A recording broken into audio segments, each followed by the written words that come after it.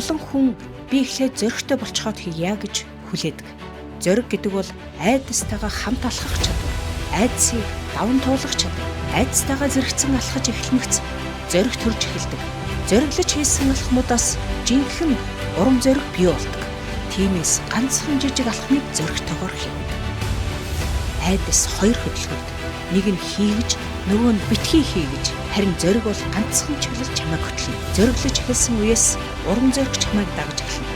Айдас чамаас болохгүй бол яах вэ гэж асуудаг бол урам зориг чамаас би энийг хийвэл ямар ертөнцийг бүтээх вэ гэж асуудаг.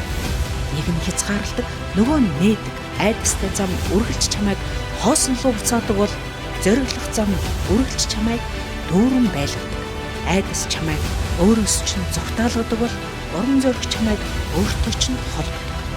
Айдас чамайг жолоодох уу? Эсвэл чи айдсыг жолоодох уу гэдэг зам дээр битгий уд амьдрал үргэлж баталгаатай байх албагүй. Харин утга учиртай байх ёстой. Энэ бол хүн болж төрсний утга учир. Түүхэнд үлдсэн бүх том өөрчлөлтүүд айдсыг давсан эр зөргөөс төрсөн байдаг. Айдас, урам зориг хоёрын хооронд ганцхан л зориглох гэсэн алхам байдаг. Зоригтой байна. Тэндээс чи урмыг ав.